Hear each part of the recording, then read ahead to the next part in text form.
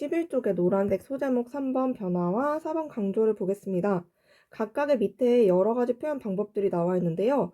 반어는 변화에 속하고 반복은 강조에 속한다. 이런 식으로 뭐가 어디에 속하는 건지 외울 필요는 전혀 없습니다. 개념을 함께 확인해 볼게요. 변화라는 것은 시에 사용된 문장이 단조롭고 평범하지 않도록 변화를 주는 방법이에요. 그리고 강조는 시인이 자기 의도를 강하게 드러내는 표현 방법인데요. 생각해보면 변화를 주는 이유는 내가 뭔가를 강조하고 싶기 때문이겠죠. 그리고 내 의도를 강하게 드러내기 위해서는 변화도 줄 필요가 있겠죠. 그래서 이 두 가지를 굳이 구분할 필요는 없습니다. 그렇다면 중요한 것은 이 각각의 개념을 확실히 알고 예시를 봤을 때 어떤 방법인지를 알아내는 것이 중요하겠죠. 반어법과 역설법 먼저 볼 텐데 굉장히 중요합니다. 중학교 2학년에 올라가면 두 가지를 묶어서 배우게 될 거예요. 반어법 어제 했었죠. 전달하고자 하는 의도나 감정, 내 생각과 마음과 정반대로 표현하는 것입니다. 예시 봅시다. 먼 훗날 당신이 나를 찾으시면 그때 나는 당신에게 말하겠어요. 뭐라고?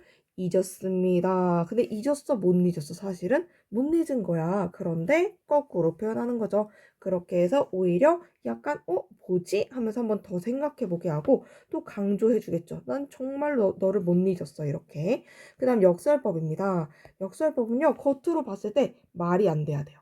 말이 안 되는데 그 속에는 깊은 뜻이 담겨 있는 것입니다. 예시를 보겠습니다. 이것은 소리 없는 아우성. 아우성이라는 게 뭔가요? 뭔가 떠들썩하게 지르는 소리를 우리가 아우성이라고 하는데요. 이 아우성에 뭐가 없대요? 소리가 없대요.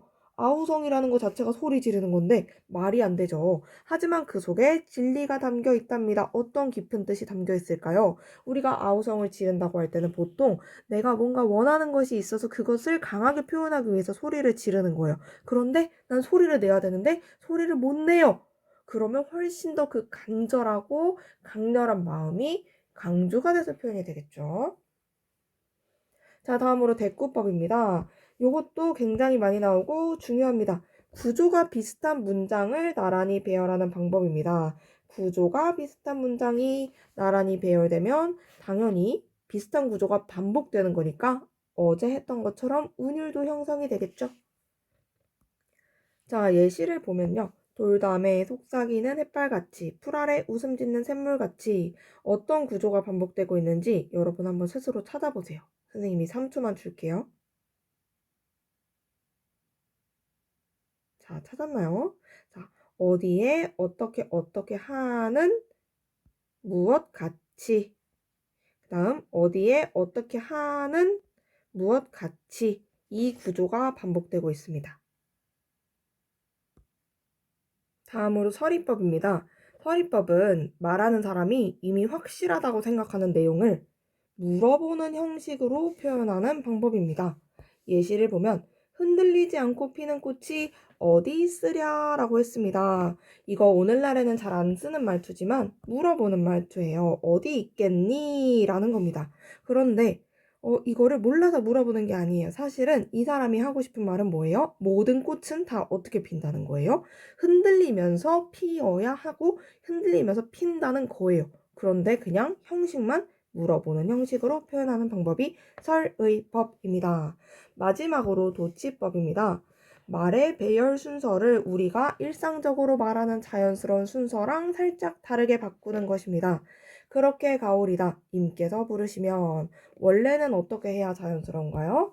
임께서 부르시면 그 다음에 나는 그렇게 가겠습니다. 이렇게 와야 자연스럽겠죠? 다음으로 반복법 가겠습니다. 말 그대로입니다. 같거나 비슷한 단어. 하나의 단어일 수도 있고요. 단어가 여러 개 모인 구절일 수도 있고요. 문장일 수도 있습니다. 이때 완전히 똑같을 필요는 없고 비슷하면 된다는 거. 이것을 반복하는 겁니다. 자, 봅시다. 물새알은 물새알이라서 날개 쭉지 하얀 물새가 된다. 여기에서 똑같은 거 물새알 반복되고 있죠. 그 다음에 물새도 비슷한 말이 또 나오고 있습니다. 이렇게 되면 물새알이라는 말이 반복되면서 운율도 형성되고 또 강조도 되는 겁니다. 대두법을 보겠습니다. 서로 상대되는 대상이나 내용을 함께 제시해서 차이점을 선명하게 드러내 보이는 것이 대조법입니다. 자, 예시를 보세요. 무엇과 무엇을 대조하고 있나요? 내 껍질은 연약하나, 마음은 단단하다. 나의 껍질과 마음을 대조하고 있죠. 이걸 통해서 내 마음이 단단하다는 것을 강조하는 겁니다. 영탄법 보겠습니다. 감탄하는 말입니다. 여기에 탄이라는 게 들어있죠? 이게 감탄할 때 탄입니다. 그래서 감정을 강조해 주는 겁니다. 자, 예시 봅시다. 이게 감탄하는 말이겠죠. 참으로 맑은 세상 저기 있으니 어떤 놀라움과 기쁨 이런 것을 감탄으로 표현하는 게 되겠네요. 자, 그 다음 과장법 넘어가겠습니다. 대상을 실제보다 매우 크거나 작게, 다시 돌아가겠습니다.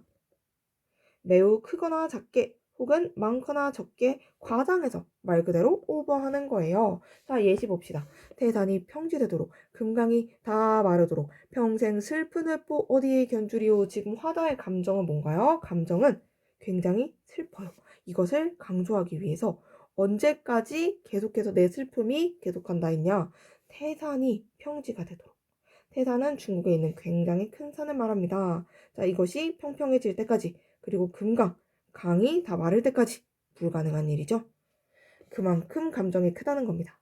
자, 마지막 점층법입니다. 요거는요, 음악에서 여러분 요거 배웠을 거예요. 크레센도 점점 강하게, 문장의 뜻을 점점 강하게 크게 정도가 높아지게 표현하는 방법입니다. 자, 예시를 봅시다. 버티면서, 거부하면서, 영하에서 영상으로, 영상5도, 영상 13도 지상으로 밀고 간다. 막 밀고 올라간다. 지금 뭔지는 모르겠지만 뭔가가 막 강하게 올라가는 모습을 표현하고 있어요. 그런데 그것을 강조하기 위해서 영하에서, 그 다음에 영상으로, 그다음에 영상 5도, 13도 이렇게 뭔가 기온이 점점 높아지는 것을 활용해서 그 강렬한 상승을 강조하고 있는 것. 이런 게 점층법입니다.